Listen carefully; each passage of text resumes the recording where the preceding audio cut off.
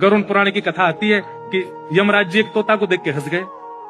तो तोता बोला कोई और हंस जाए तो बात बनेगी, यमराज हंस रहा है। तोते के मित्र थे गरुड़ जी, भगवान के वाहन।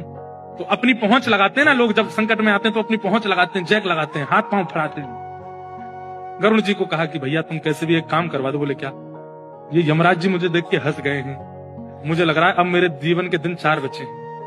तुम कैसे भी भगवान से कहकर के मेरी जो जीवन अवधि है उसको बढ़वा दो, क्योंकि मुझे पता है कि ये यमराज जी तभी हंसते हैं जब किसी को उठाना होता है। गरुड़ जी बोले भगवान से बाद में बात करूंगा, पहले तुम मेरे पास आओ, बैठो मेरी कमर पे।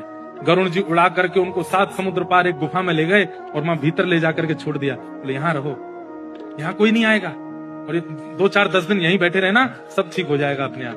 और मैं जाके भगवान, मैं यमराज जी से बात करता हूँ, भगवान को छोटे काम के लिए क्यों बोलना, मेरी पहुंच तो सब जगह है। मैं भी रसातल में जाके यमराज जी से कहता हूँ तुझको नहीं लेके जाएंगे, ठीक है? तोता बड़ा खुश हुआ, बहुत बढ़िया है, मैं यहीं रह लूंगा 4-5 दिन। यमराज जी के पास गए सीधे गरुड़ जी। गरुड़ जी तो भगवान के वाहन है, सब खड़े होते हैं, उनको देख के यमराज जी बोले आइए आइए। कैसे आए? बोले हम बस एक बात कहने आए हैं, फिर हमको जाना है वैकुंठ। हमारा एक मित्र है तोता, वहां का, उसका ये नाम है। बोले अच्छा, तुम उसको देख के हंस गए थे परसों, क्यों हंसे थे? कोई योजना बन रही हो तो मत बनाना। अच्छा, उस वन के तोते के बारे में? बोले हाँ, मैं तो उसको देख के इसलिए हंस गया था, मैंने कि देखो कैसे कर्म की विधि, ये अभी यहाँ बैठा है और इसकी मृत्यु 7 समुद्र पार एक गुफा में बिल्ली के खाने से होगी, और मैं ये सोच के हंस रहा था कि ये 7 समुद्र पार पहुंचेगा कैसे। तभी यमराज जी बोले देखो देखो आ गया।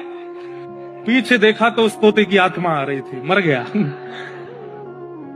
गरुड़ जी बोले मैं ही छोड़ के आया था इसे।